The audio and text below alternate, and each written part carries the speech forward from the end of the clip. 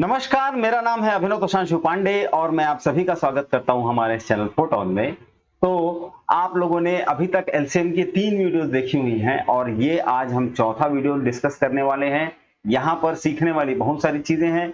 अभी तक हम एक स्ट्रेट फॉरवर्ड तरीके से क्वेश्चंस देखते आ रहे थे, मतलब अभी तक के सारे प्रश्नों में आपको ये पता था कि हमसे क्या पूछा जा रहा है और हमको क्या करना है। एलसीएम के बारे में सीधी सीधी साफ साफ जानकारी थी। आज हम क्या देखेंगे? आज हम ये देखेंगे कि जो प्रश्न आते हैं हमारे असली एग्जाम में, वहां पर हमसे ये उम्मीद की जाती है कि आप प्रश्नों को देखें और उसके बाद में खुद अंदाजा लगाएं कि यहां पर हमको एलसीएम निकालना है। मतलब ये कि शब्द वाले, डायलॉग वाले प्रश्न देखने के लिए मिलेंगे आज हमको। तो चलिए आगे बढ़ते हैं और पहला प्रश्न हमारा क्या है, देखिए। ए, बी और सी किसी वृत्ताकार मैदान में एक बिंदु से एक ही दिशा में एक साथ दौड़ना प्रारंभ करते हैं। मतलब देखिए, हम एक वृत्ताकार मैदान की कल्पना करते हैं, जैसा कि 400 मीटर की रेस होती है। और अब जो है क्या करेंगे कि यहाँ पर स्टार्टिंग पॉइंट है और यहाँ पर ए, बी और सी ये तीनों के तीनों एक साथ दौड़ना चालू करेंगे, ताकि ये प्रॉपर रेस तो ऐसे ही होती है भाई। अब क्या है कि हर किसी का जो है अपना अपना अलग अलग जो है दायरा है, अपनी अपनी एक स्पीड है जिससे वो चलेंगे। इसीलिए कोई फर्स्ट, कोई सेकंड, कोई थर्ड आएगा। तो ए को कितना लग रहा है? 252 सेकंड, बी को लग रहा है 308 सेकंड और सी को लग रहा है 198 सेकंड। अब क्या हो रहा है कि इनको रुकना नहीं है, इनको लगातार इस तरीके से चलते जाना है ताकि एक पर्टिकुलर समय के बाद में वो दोबारा मिले। इसका उदाहरण क्या होता है? देखिए, उदाहरण देखिए, आप 12 बजे करेक्ट 12 बज के 00 मिनट और 00 सेकंड पर मिनट, सेकंड और घंटे की तीनों घड़ियां जो है मतलब सुइयां जो है एक साथ चलना चालू करेंगे। अब जो हमारी सेकंड वाली घड़ी सुई है, वो तो जो है 1 सेकंड में एक चक्कर काट लेती है, लेकिन मिनट वाली घड़ी सुई को एक चक्कर काटने में 60 मिनट लगते हैं। तो 1 मिनट में एक सेकंड वाली घड़ी, 60 मिनट में हमारी मिनट वाली सुई और 12 घंटे में हमारी घंटे वाली सुई यहां दोबारा पहुंचेगी। इसका मतलब यह है कि अगली बार जब वो तीनों घड़ियां एक साथ 12 बजे वाले कांटे पर होंगी, तब 12 घंटे हो चुके होंगे, बीत चुके होंगे। इस बात को आप लोगों ने समझा? अब उसी तरीके का प्रश्न ये है कि 3 खिलाड़ी दौड़ना चालू करते हैं, सबकी गति अलग अलग है। कितने समय बाद वे तीनों एक साथ प्रारंभिक बिंदु पर मिलेंगे। चलिए इसको जो है हम सॉल्व करते हैं। आपको बैकग्राउंड तो समझ में आ ही गया होगा। अब देखिए, यहां पर जो है बात किसकी चल रही है? यहां पर भी समय दिया हुआ है, यहां पर भी समय दिया हुआ है और यहां पर भी समय दिया हुआ है। और हमको निकालना भी क्या है? इसके बाद में हमको निकालना भी समय ही है। तो वह छोटा समय जो 252, 308 और 198 से पूर्णतः विभाजित हो जाए, उतने समय बाद वो दोबारा स्टार्टिंग पॉइंट में मिल जाएंगे। समझ रहे हैं आप बात को? तो वह छोटे से छोटा समय, जब भी हम ये बात बोलते हैं, इसका मतलब क्या निकालना है जी? एलसीएम। आप प्रश्न की भाषा को समझिए, हल करना तो आपको आता ही है। तो चलिए हम जो है क्या करेंगे, हम अब यहां पर जो है इन तीनों का एलसीएम निकालने के लिए हमारे पास में सबसे आसान तरीका क्या है? सबसे आसान तरीका है भैया कि भाग विधि उपयोग करेंगे। यहां ले लेते हैं 252, यहां ले लेते हैं 308 और यहां ले लेते हैं 198। अब क्या करते हैं भाग विधि में? याद कीजिए, भाग विधि में हम जो है इस बात का ध्यान रखते हैं कि अभाज्य संख्याओं से चालू करें, मतलब भाग दें और छोटी से छोटी अभाज्य संख्या से शुरुआत हो। मतलब ये अगर 2 से करेंगे तो 2, 2 एकम 2, 2 दूनी 4 और 2 छक्के 12। इसी तरीके से 2 पंद्रम 30 और 2 चौके 8 और यहां आ जाएगा 2 निया 18 और फिर से 2 निया 18। अगली बार फिर से क्या हम 2 से भाग दे सकते हैं? अभी जाएगा 2 छक्के 12 और 2 तिया 6। यहाँ क्या होगा? 2 सत्ते 14 और 2 सत्ते 14 और यहाँ हो जाएगा 99, क्योंकि ये भाग नहीं जाता है। फिर से देखिए, फिर हम क्या करेंगे? अब ये 2 से नहीं जाएगा, तो अब ये 2 से नहीं जाएगा तो हम जो है इसको 3 से भाग देके देखते हैं। 9 सत्ते 63 होता है, मतलब ये 3 एकम 3 और सॉरी 3 दूनी 6 और 3 एकम 3 और यहाँ जाएगा 77, तो जो है 3 से भाग नहीं जाता। 99 में यहाँ पर आ जाएगा 33। फिर से हम 3 से भाग देंगे तो 3 सत्ते 21 हो जाएगा, यहाँ पर 77 हो जाएगा और 3 11 33। अब देखिए आगे हम देखेंगे तो हमको मिलेगा क्या, अब ये जो है 3 से नहीं जाएगा, 5 से तो जाने की संभावनाएं ही नहीं है, तो अब हम भाग देंगे 7 से, 7 एकम 7, 7 11 77 और यहाँ पर भी 11 है। फिर अगली संख्या 11 और 11 से भाग देने पर ये तीनों संख्याएं पूर्णतः विभाजित हो जाती। मतलब अब हम एलसीएम निकालेंगे तो हमको क्या लेना पड़ेगा, एलसीएम हो जाएगा 2 गुना 2 गुना 3 गुना 3 गुना 7 गुना 11, ये हमारा एलसीएम निकल गया। अब इसको गुना कीजिए जी और आपको जो है कितना मिलता है, तो यहां आपको मिलेगा 2772 सेकंड। अब ऑप्शन में देखो 2772 सेकंड है क्या, नहीं है। इसका मतलब यह है कि हमको इसको मिनट और सेकंड के फॉर्म में बदलना पड़ेगा। अब मिनट के फॉर्म में बदलने के लिए हम करते क्या हैं, मिनट के फॉर्म में बदलने के लिए इसको हम 60 से भाग दे देते हैं और जब हम इसको 60 से भाग देंगे तो हमको यहां पर मिलेगा 46.2 सेकंड, लेकिन 46.2 मिनट। ओके, लेकिन अब आप बताइए कि यहां पर दशमलव मिनट थोड़ी तो दिया है, यहां पर तो जो है 46 मिनट और 12 सेकंड है, तो ये दो को हम लोगों ने 12 कैसे बनाया, तो भैया ये देखिए कि यहां पर 0.2 मिनट है और 1 मिनट में कितने होते हैं, 60 सेकंड होते हैं। तो अब जब आप जो है इस तरीके से गुणा करेंगे तो आपको यहां पर मिल जाएगा 2/10 और ये और 6 दूने 12, तो यहां पर 12 सेकंड आ गया। हम लोगों ने फिर से क्या किया, तीसरा स्टेप याद रखिए, हम लोगों ने 0.2 मिनट को 60 से गुना किया ताकि हम सेकंड में उत्तर ला सकें। तो हमारा उत्तर हो गया 46 मिनट और 12 सेकंड, डी हमारा सही उत्तर। ठीक है, यहां पर आपको जो है थोड़ी बहुत कंफ्यूजन होगी, लेकिन फिर भी जो है हमको इकाइयों का ध्यान रखना भी जरूरी है। ठीक है, और फिजिक्स का टीचर होने के नाते इकाइयों के बारे में बताना मेरी जिम्मेदारी भी है। चलिए अगले प्रश्न की ओर बढ़ते हैं। अब यहां पूछ क्या रहा है, वह छोटी से छोटी संख्या क्या होगी जो 12 तथा 16 से भाग देने पर क्रमशः 5 तथा 9 शेषफल देती है। अब भैया अगर हम ये बोलते हैं कि 12 और 16 से पूर्णतः विभाजित हो जाने वाली छोटी से छोटी संख्या क्या होगी, तो हम क्या करते, हम ये करते कि इसको लिख देते 4 तिया 12 और ये आर्यपुत्र हैं हमारे, तो ये 16, इसलिए हमको मिल जाता 16 तिया 48। मतलब वो छोटी से छोटी संख्या जो 16 से पूर्णतः विभाजित हो जाए वो 48 है। लेकिन प्रश्न हमसे क्या बोल रहा है कि हमको शेषफल भी मिल रहा है। क्या किया, 12 से भाग दोगे तो 5 शेषफल मिलता है और अगर आप 16 से भाग दोगे तो आपको शेषफल मिलता है 9। क्या इनका अंतर बराबर है, मतलब 12 में से 5 गया बचा कितना, 7, और 16 में से 9 गया बचा कितना, 7। तो ये जो 48 हमारा उत्तर आया था ना, इसमें अगर हम 7 को घटा दें तो हमको मिलता है 41 और ये ही हमारा सही उत्तर है। ठीक है, आगे बढ़ेंगे, अगला प्रश्न देखेंगे। अब अगला प्रश्न क्या बोलता है ये देखिए, अगला प्रश्न बोलता है कि 6 अंकों की सबसे छोटी संख्या जिसे 4, 6, 10 और 15 से भाग देने पर प्रत्येक दिशा में 2 बचे। अब भैया सबसे पहले तो हम जो है 4, 6, 10 और 15 से पूर्णतः विभाजित होने वाली संख्या के बारे में पता कर लेते हैं। ठीक है, तो अब हम क्या करेंगे, अब हम ये करेंगे कि ये आर्यपुत्र है 4, ठीक है, 6 को हम लोग लिख सकते हैं 2 गुना 3, 10 को हम लोग लिख सकते हैं 5 गुना 2 और 15 को हम लिख सकते हैं 3 गुना 5। तो अब बताइए कि यहां पर 2 की अधिकतम घात कितनी है, 2 की अधिकतम घात है 4। ठीक है, तो 4 गुना 3 की अधिकतम घात खुद 3 है, 3 गुना और यहां पर 5 है 5, तो 5 चौके 20 और 20 किया 60।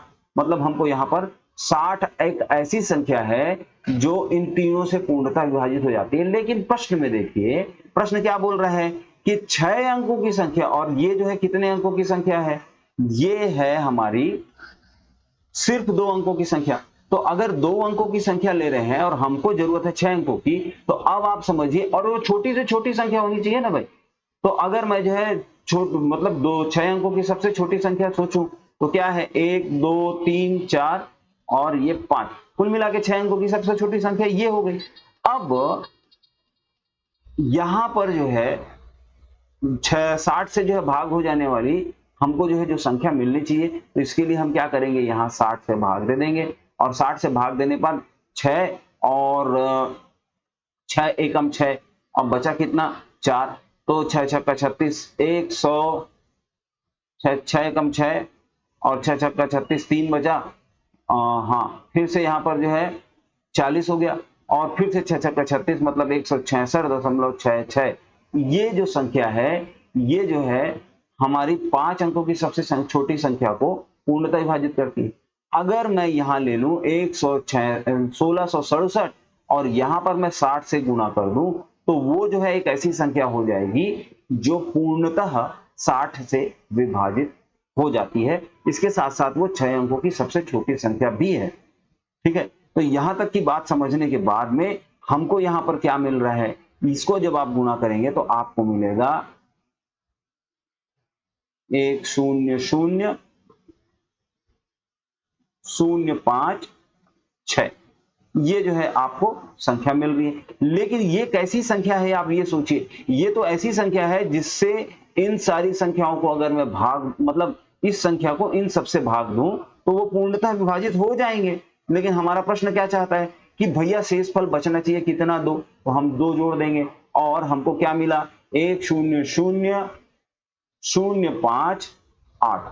अब इनके सभी अंकों को जोड़ने से हमको कितना मिलेगा, 9 और 9 5, 9 और 1 10, 4 14, 4 और 1 5, मतलब जो है हमारा सही उत्तर आ जाएगा 5, क्योंकि हमको इनके अंकों को जो जोड़ना भी है। ठीक है, अगला प्रश्न देखिए और अगला प्रश्न आप आराम से समझ पाएंगे।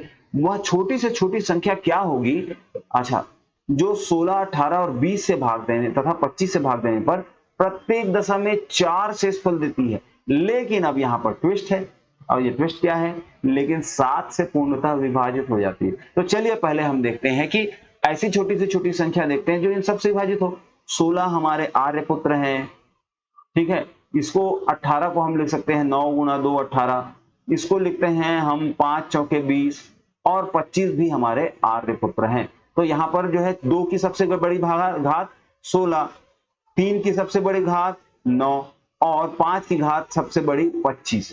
ठीक है, तो इन सबको जो है हम लोग गुणा करेंगे और हमको क्या मिला 16 25, भाई 16 25 मतलब 16 का चौथाई 400 और 400 लिया 3600, 3600 जो है यहाँ पर हमको वह छोटी से छोटी संख्या मिल गई जो इन सबसे विभाजित हो जाती। लेकिन अगर आप देखेंगे कि अगर मैं इस संख्या को 7 से विभाजित करूं तो क्या ये पूर्णतः विभाजित होती है, उत्तर है नहीं होती है।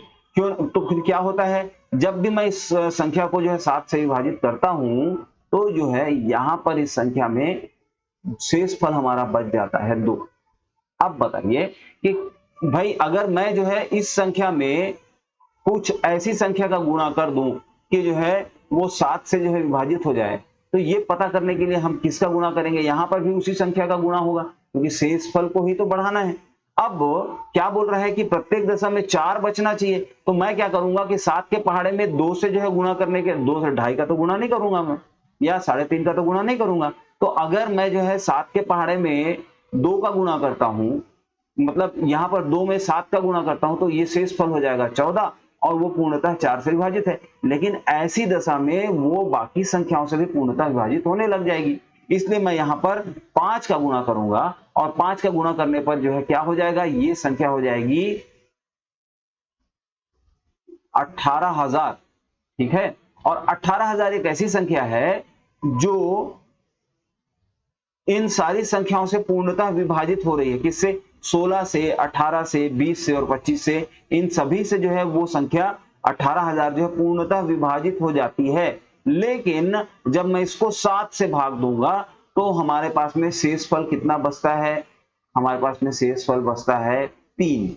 अब अगर मैं इसमें 4 जोड़ दूं तो ये एक ऐसी संख्या बन जाएगी जो इन सब से भाग देने पर शेषफल 4 देती है। लेकिन ये 4 शेषफल जो है अभी मिलने वाले शेषफल से जुड़ जाएगा और ये बन जाएगा 7 और अब हमारी जो संख्या है 18,004 ये पूर्णतः विभाजित होने लग जाएगी, किससे, 7 से। लेकिन जब मैं इनको इन संख्याओं से भाग दूंगा तो हर बार शेषफल कितना बचेगा, 4 शेषफल बचेगा।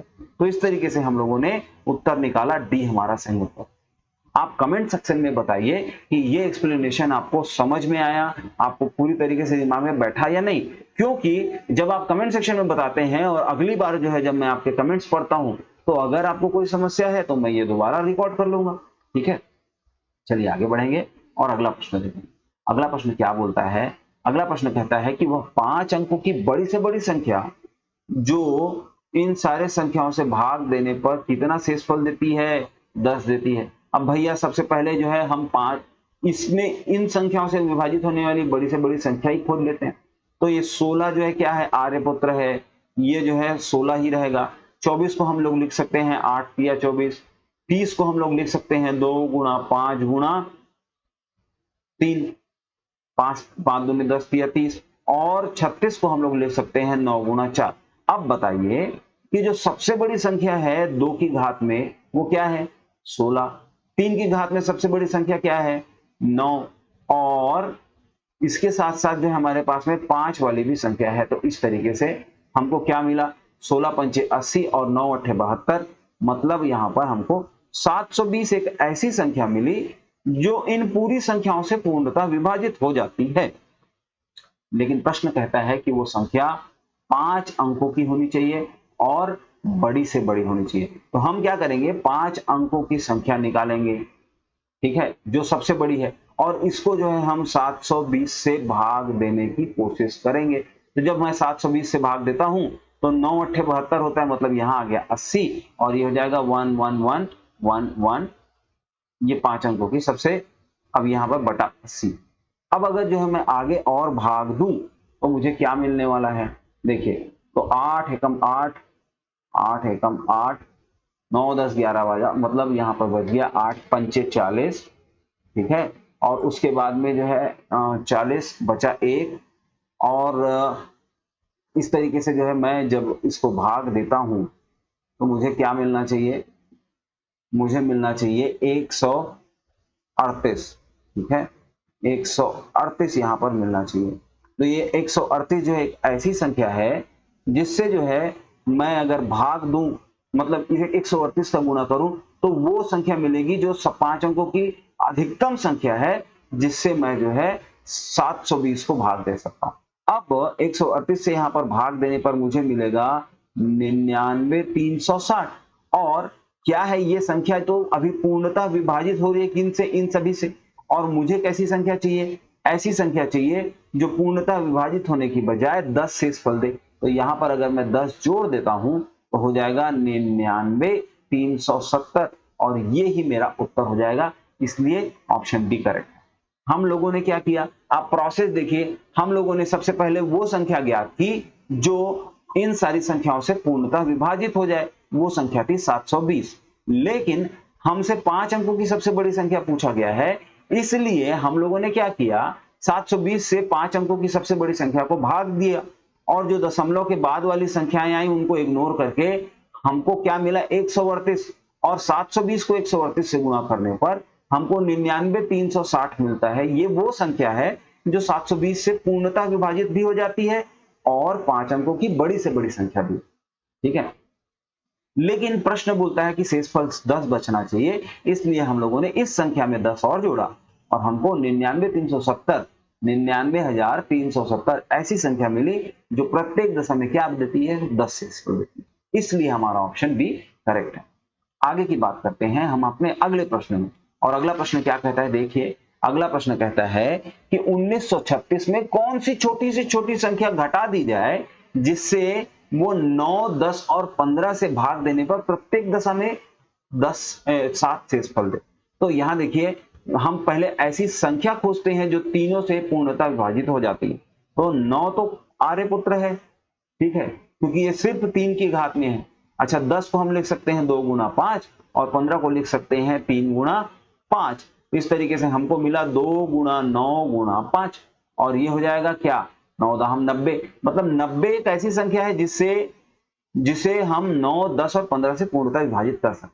अब देखिए कि 90 का गुणा, मैं 90 का पहाड़ा मैं तब तक पढ़ूंगा जब तक या तो 1936 जो है पूर्णतः विभाजित ना हो जाए या फिर उनका जो शेष फल बचे वो 90 से छोटा हो। आप समझ रहे हैं बात को? तो मैं अगर 1936 को 90 से भाग देता हूं तो हमारे पास में कोई उत्तर आएगा। इसमें जो है कुछ पूर्ण संख्याएं होंगी और उसके बाद दशमलव के बाद में कुछ होगा। ये दशमलव के बाद वाली संख्याएं जो है शेषफल को बताती हैं, और ये जो पूर्ण संख्या है इससे पता चलता है कि 90 से विभाजित होने वाली 1936 के आसपास की सबसे छोटी संख्या क्या है। आप ये बात को समझें। अब अगर मैं 90 को जो है यहां पर जो है अगर मैं जो है 90 से भाग दूं इस 1936 को, तो हमको जो है क्या संख्या मिलती है? हमको वो जो है यहां पर जो है सबसे आसपास की जो संख्या मिलेगी वो 9 दूने 18, ठीक है, और बचा एक 9 एकम 9, तो जो है बचा 4 और 9 चौके 36, मतलब 214 जो है हम लोग अगर करते हैं 9 दूने 21.4 जो है हमको मिल जाता है, ठीक है। 9 दूने 18 बचा एक, 9 एकम 9 बचा 4 और 9 चौके 36, 9 पंचे 45, 9 215 दशमलव कुछ आएगा। और मैं अगर जो है 90 गुना 21.5 करूं तो जो है हमको क्या मिलेगा? 9 पंचे 45 की 5, और उसके बाद में 9 एकम 9 और 10 11 12 13 3 और 9 दूने 18 और एक 1935, ठीक है। तो मतलब इस तरीके से जो है क्या होता है कि जो है हमको यहाँ पर उत्तर मिलेगा क्या कि प्रत्येक दशा में शेषफल मिले तो ऐसी जो संख्या है वो 37 होगी, ठीक है, 39 होगी, सॉरी, क्योंकि जो है 32 से भाग देने पर हमको ऐसा मिलता है। तो यहाँ पर जो हमारा जो सही उत्तर होगा वो होगा 39। हम लोगों ने क्या किया, आपको प्रोसेस दोबारा बताता हूं। हम जो है 1936 को 90 से भाग देंगे।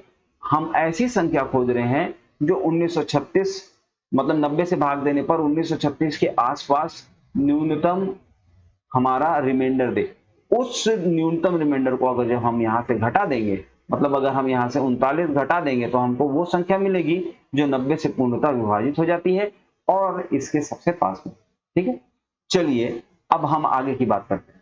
अगला प्रश्न क्या है ये देखिए। अगला प्रश्न है कि 3 चौराहे हैं और उसमें ट्रैफिक सिग्नल कब कब बदल रहा है भाई। पहला सिग्नल बदलता है 24 सेकंड में, दूसरा बदलता है 36 सेकंड में और तीसरा बदलता है 54 सेकंड में। अब फिर से जो है ये तीनों के तीनों एक साथ कब बदलेंगे, तो हम इसका जो है एलसीएम निकालेंगे। तो ये 24 को हम लोग क्या ले सकते हैं, 8 तिया 24, 36 को लिख सकते हैं 9 चौके 36 और 54 को लिख सकते हैं 27 दूनी 54। अब ध्यान दीजिए आप कि मैंने इसको 9 छक्के 54 नहीं लिखा, 27 दूनी 54 इसलिए लिखा क्योंकि 27 एक ऐसी संख्या है जो 3 की अधिकतम घात है। तो अब बताइए 3 की अधिकतम घात 27 और 8 की अधिकतम घात मतलब 2 की अधिकतम घात 8, तो 27 गुना 8 ये जो है वो छोटी से छोटी संख्या हो जाएगी जो पूर्णतः विभाजित हो जाती है किससे, इन तीनों संख्याओं से। अब यहाँ पर जो है हमको कितना उत्तर मिला, हमको यहाँ पर उत्तर मिला 216। अब हम क्या करेंगे कि ये 216 क्या है, ये तो सेकंड है भाई, और अगर जो है मुझे इसे मिनट में बदलना है तो मैं क्या करूंगा, 60 से भाग दूंगा। अब अगर मैं 60 से भाग देता हूं इसको तो क्या मिलने वाला है भाई, अगर मैं ये देखूं 6 पंचे 30, 6 कम 6 दूनी 12, 6 तिया 18, 6 तिया 18, ठीक है। तो 6 तिया 18 मतलब जो है 216 में से 180 सेकंड हटा दो और उसके बाद में आपके पास में और कितने सेकंड बचे बताइए। तो आपके पास में और सेकंड बचेंगे 10, 6 में से शून्य गया 6 और 21 में से 18 गया तो 19 20 30 36, मतलब ये है कि 3 मिनट और 36 सेकंड के बाद में 3 मिनट और 36 सेकंड के बाद में ये दोबारा जो है एक साथ जलेंगे। अच्छा अभी जो एक साथ पहले जले थे उसका समय क्या था, 10:15, उसमें 3 मिनट और जड़ाई जोड़िए तो क्या हो जाएगा 10:18 36 सेकंड, और ये ही हमारा सही उत्तर हो गया, ठीक है। हम लोगों ने क्या किया, 60 के जो है सबसे इसके पास वाले गुणज को इससे घटा दिया और 36 सेकंड आ गया, ठीक है। आगे बढ़ते हैं, हमारा अगला प्रश्न देखिए। अगला प्रश्न क्या बोल रहा है कि जो ट्रैक है वो कितना लंबा है, 5 किलोमीटर लंबा है और इसमें एक ही दिशा में एक साथ दौड़ रहे हैं। अब देखिए कि ए, बी और सी की गति क्रमशः कितनी है। भाई यहाँ पर ए की गति है 5/2, ए की गति है 5/2, बी की गति है 3 और सी की गति है 2। अब क्या करना है, प्रारंभिक बिंदु पर वो एक साथ दोबारा कब मिलेंगे। तो भैया यहाँ पर गति दिया है और लंबाई दूरी दिया है, लेकिन हमको जो है यहाँ पर समय नहीं दिया है और प्रश्न में हमको क्या करना है, हमको प्रश्न में समय निकालना है। तो इसके लिए हमारे पास उपाय क्या है भाई, इसके लिए हमारे पास उपाय ये है कि हम पहले समय की गणना कर लें। और समय की गणना कैसे की जाती है, तो स्पीड बराबर डिस्टेंस अपॉन टाइम, मतलब होता है दूरी बराबर चाल बराबर दूरी बटा समय होता है। हमको क्या निकालना है, समय, तो तिर्यक गुणा करो, ये चाल को नीचे ले आओ और तो यहां पर नया फार्मूला क्या बना, नया फार्मूला हमारा बना समय बराबर दूरी बटा चाल।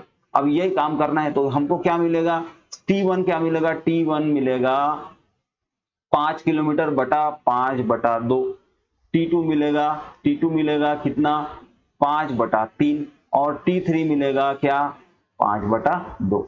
अब ये जो है बटा जो है ये ऊपर चला जाएगा, हमको फॉर्मूला पता है A बटा बी पूरे बटा C/D और इसका मान क्या होता है A बटा B गुणा D बटा C। ठीक है, तो इन चीजों को आप ध्यान रखें।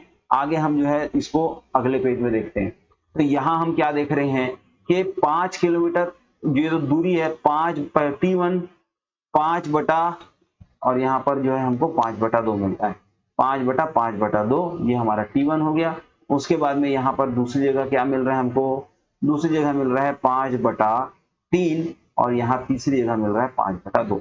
अब हमको करना क्या है, हमको ये करना है कि इन तीनों संख्याओं का हमको जो है भाई इन तीनों संख्याओं का हम एलसीएम निकालेंगे। तो यहाँ कितने घंटे लगेंगे भाई, इसको तो जो है हमको पता चल गया कि जो है 1 घंटे में वो 2.5 किलोमीटर चलता है, तो वो 1 घंटे में 2.5 किलोमीटर चलता है तो वो 5 किलोमीटर को कितने समय में जो है पूरा करेगा, तो हमको पता चल गया कि 2 घंटे में पूरा करेगा। इसी तरीके से ये 1 घंटे में 3 किलोमीटर चलता है तो 5 किलोमीटर को कितने में पूरा करेगा, और हमको ये जो है पता चल गया कि ये 5/3 घंटे में पूरा कर देगा। ठीक है, और इसी तरीके से ये 5/2 घंटे में पूरा कर देगा। अब इन संख्याओं को आप देखिए 2/1 है, 5/3 है और 5/2 है। इन तीनों समयों का हमको क्या निकालना है, एलसीएम निकालना है और वही हमारा जो है टाइम निकलेगा। अब बताइए कि जब भी हमको जो है ऐसा प्रश्न मिलता है जहां पर x/y मतलब अंश बटा हर वाले फॉर्म में जो है संख्याएं होती है, तो हम ऊपर वाली संख्याओं का क्या निकालते हैं, एलसीएम निकालते हैं और नीचे वाली संख्याओं का हम क्या निकालते हैं, एचसीएफ निकालते हैं। तो ऊपर वाली संख्याओं का एलसीएम कितना होगा, ऊपर वाली संख्याओं का एलसीएम हो जाएगा 10 और नीचे वाली संख्याओं का एचसीएफ हो जाएगा, देखिए यहाँ पर गैप मिनिमम कितना है 1, तो 10/1 मतलब 10 घंटे बाद वो तीनों के तीनों किसी एक जगह पर दोबारा मिलेंगे। इस तरीके से हमको उत्तर मिला। ठीक है, हम लोगों ने क्या किया, चाल बराबर दूरी बटा समय से समय बराबर दूरी बटा चाल लिया और इस तरीके से तीनों समय निकाले, ये T1 ये T2 ये T3 और उनका एलसीएम निकाला और हमको उत्तर मिल गया। ठीक है, अगला प्रश्न देखेंगे और अगले प्रश्न में देखिए, ये छत्तीसगढ़ छात्रावास परीक्षा 2014 की बात है, मतलब ये छत्तीसगढ़ के प्रश्नों में मैं भाई आप जो है हमारा जो है प्रीवियस ईयर क्वेश्चन जो छत्तीसगढ़ के लिए स्पेशल जो है हमारे सारे एग्जाम्स हैं उनका सीरीज देख रहे होंगे तो आपको ये समझ में आ ही गया होगा कि ये प्रश्न मैं पहले डिस्कस कर चुका हूं। देखिए 20, 30 और 40 चक्कर लगाते हैं प्रति मिनट, मतलब 60 सेकंड में कितने चक्कर, 20 चक्कर, एक चक्कर को कितना सेकंड लगा, 3 सेकंड। उसी तरीके से दूसरे वाले को क्या, दूसरे पहिए को 60 सेकंड में कितने चक्कर, 30 सेकंड और 30 चक्कर, और कितना समय लगा एक चक्कर लगाने में, 2 सेकंड। इसी तरीके से 60 सेकंड में कितने चक्कर, 40 और प्रति चक्कर में कितना समय लगा, 3/2 सेकंड। अब इन तीनों जो समय है इनका जो है हम एलसीएम निकालेंगे तो हमको मिल जाएगा एलसीएम 6 सेकंड और यही हमारा उत्तर हो जाएगा। देखिए कितना आसान था। तो आप अगर हमारे साथ इसी तरीके से, और भाई अगर आपको चीजें जो है यहाँ तक आप देख चुके हैं, समझ में आ रही हैं, तो भाई शेयर और सब्सक्राइब करने में क्या प्रॉब्लम है? भाई हम तो मेहनत कर रहे हैं ना, हमारी पूरी टीम, एक आदमी टाइप करता है, फिर प्रश्नों को देखता है और उसके हम उत्तर लिखते हैं, उसके बाद आपके सामने बैठ के वीडियो बनाते हैं। आपका कर्तव्य नहीं बनता कि आप जो है अपने टीचर को सपोर्ट करें, एनकरेज करें, हेल्प करें? तो सब्सक्राइब करो और जल्दी से वीडियो को भी लाइक करो, ताकि मुझे पता चले कि आप लोगों ने पूरा देखा है। और कमेंट भी कर दिया करो भाई, अच्छा नहीं तो बुरा ही कर दो, लेकिन कमेंट किया करो। चलो अगला प्रश्न देखते हैं। अगला प्रश्न है कि 4 घंटियां हैं, वो 4, 6, 8 और 14 सेकंड में बजती हैं। एक साथ सबसे पहले 12 बजे बज चुकी हैं, तो अगली बार वो कब बजेंगी, मतलब कितने समय में वो एक साथ बजती है, यही प्रश्न है। तो हम इनका सबका एलसीएम निकालेंगे। 4 4 आर्यपुत्र है, 8 भी आर्यपुत्र है, 6 को हम लिख सकते हैं क्या, 2 गुना 3, और 14 को हम लोग लिख सकते हैं 2 गुना 7। तो हमारे पास में एलसीएम कितना निकला? एलसीएम निकला 4 गुना नहीं 8 गुना, 8 गुना 2, 3 गुना 7। तो ये हो जाएगा 7 8 7 56, ठीक है, 8 7 56 और 8 7 56 और तिया, तो ये हो जाएगा 168। अब ये 168 में से हमको मिनट और सेकंड दोनों निकालना है। तो क्या होता है, 60 दूनी 120 हटा देंगे और उसके बाद में बचा कितना, 48। 2 मिनट 48 सेकंड जो है कुल मिला के लगे। और ये 2 मिनट 48 सेकंड अगर हम 12 में जोड़ दें तो 12 बज के 2 मिनट 48 सेकंड, मतलब ए हमारा सही उत्तर हो गया। इस तरीके से हम जो है बड़ी आसानी से इन सारे प्रश्नों को देख लिए। आप प्रैक्टिस करना चाहते हैं तो क्या करेंगे, आप प्रैक्टिस करना चाहते हैं तो इसी तरीके के प्रश्न जो है आपको कहाँ मिलेंगे, हमारे टेलीग्राम चैनल में आइए, ज्वाइन कीजिए। अगर ये वीडियो आप फेसबुक में देख रहे हो या कहीं और देख रहे हो तो ये है हमारा यूट्यूब का चैनल, ठीक है। इसको क्या करना है, सब्सक्राइब करना है, और यहाँ से जो है आप हमसे रेगुलर जुड़े रहेंगे। तो मिलते हैं अगले वीडियो में, और तब तक के लिए धन्यवाद।